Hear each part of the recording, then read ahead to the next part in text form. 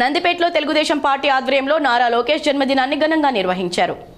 Telugu Desam party Armoor నియోజకవర్గం నందిపేట మండలం మాజీ బీసీ జిల్లా అధ్యక్షులు దంతాల ఆనంద్ మరియు నందిపేట మండల అధ్యక్షులు ఒంటిగంట శ్రీనివాస్ ఈ రోజు ఉదయం 5 గంటలకు నారా చంద్రబాబు కుమారుడు నారా లోకేష్ 43వ పుట్టినరోజు సందర్భంగా ఆర్మూర్ పట్టణంలో నవసిద్ధుల గుట్టపై శివార్చన అభిషేకం శ్రీరామ మందిరంలో పూజలు నిర్వహించారు. బ్రాహ్మణోత్తములతో పూజలు జరిపించి శివుని యొక్క మరియు శ్రీరాముని యొక్క కృప ఎల్లవేళలా ఆశీర్వాదం ఉండాలని ఆ భగవంతుని ప్రార్థిస్తూ పూజలు చేయడం జరిగిందని నందిపేట మండలంలో నందిపేట మండల అధ్యక్షులు శ్రీనివాస్ ఆధ్వర్యంలో నారా లోకేష్ బాబు పుట్టినరోజు సందర్భంగా కేక్ కట్ చేసి స్వీట్లు పండ్లు పంపిణీ చేశారు.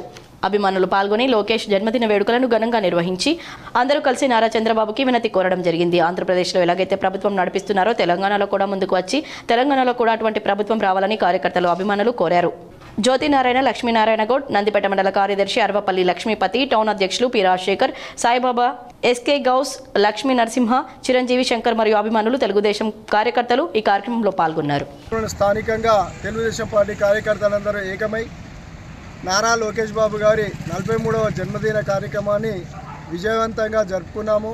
కేక్ కట్ చేసి స్వీట్స్ పంచిపెట్టి కార్యక్రమాలు చేపట్టినాము. నారా లోకేష్ బాబు గారు అతని జీవిత చరిత్ర చూసుకుంటే చిన్న వయసులోనే ఒక మినిస్టర్గా ఆంధ్రప్రదేశ్లో రాజమేలుతూ తండ్రికి తగ్గ తనయుడిగా పేరు తెచ్చుకుంటున్నాడు.